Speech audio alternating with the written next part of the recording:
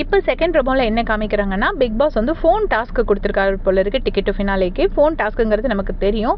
ஒரு phone call வரும், யார் ஃபஸ்ட்டு போய் அட்டன் பண்ணுறாங்களோ அவங்களுக்கு ஒரு டாஸ்க் கொடுப்பாங்க. அந்த டாஸ்க் அவங்க பண்ணணும். ஸோ இதுதான் அந்த டாஸ்க்கு. அது வந்திருக்கு போல இருக்குது. அதை பற்றி முத்துக்குமரன் வந்து மஞ்சரி ரயன் எல்லோரும் இருக்கும்போது பேசுகிறாரு. இந்த வீட்லேயே கரேஜான ஆள் யார் தெரியுமா, அந்த ஃபோனை போய் அட்டன் பண்ணுறவங்க அப்படின்னு சொல்கிறாரு. சொன்ன உடனே மஞ்சரி வந்து சொல்கிறாங்க, அப்படி சொல்லாத முத்து, மார்னிங் ரயன் வந்து நீ பயந்துட்டேன்னு சொன்னால, அதோட இன்னொரு வேர்ஷன் தான் இது.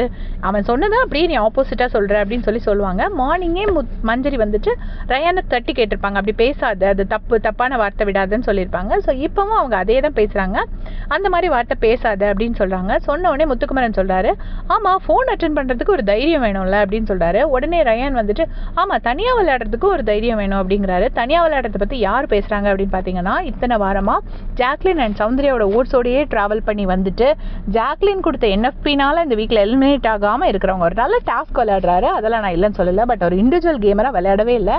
அவங்க அக்கா வந்து சொன்னதுக்கப்புறம் தான் அவர் இண்டிவிஜுவல் கேம் பிளேயே வந்து காட்டுறாரு. அவர் வந்து சொல்கிறாரு, தனியாக விளையாடுறதுக்கு ஒரு தைரியம் வேணும்னு. முத்துக்கு செம்ம கடுப்பாயிடுச்சு. உடனே வந்துட்டு சகுனி வேலையை பார்த்து விட்டு போயிட்டேன் மஞ்சரி அப்படின்னு சொல்கிறாரு. அந்த வார்த்தையை அவர் தவிர்த்திருக்கணும்னு நான் நினைக்கிறேன். ஏன்னா அது வந்து ரொம்ப ரொம்ப ஹார்ஷாக இருந்தது மஞ்சரி கிட்டே. ஏன்னா மஞ்சரி வந்து எதுவுமே தப்பாக சொல்லலை, அப்படி பேசாதன்னு மட்டும்தான் சொன்னாங்க. அவர் இந்த வார்த்தையை வந்துட்டு ரயானுக்கு யூஸ் பண்ணியிருக்கணும் அப்படின்னு நான் நினைக்கிறேன். ஏன்னா ரயன் தான் முத்துக்கிட்ட ஹார்ஷாக பேசினது. சரி, ரிட்டனில் ரயானுக்கு கொடுத்துருக்கணும்.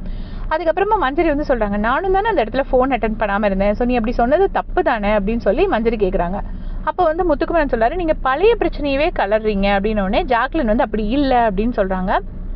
சொல்லிட்டு முத்துக்குமரன் என்ன சொல்கிறாங்கன்னா, அடுத்தவங்க ஃபீலிங்ஸ் அண்டர்ஸ்டாண்ட் பண்ணாமல் பேசுகிறீங்க அப்படின்னு சொல்கிறாரு.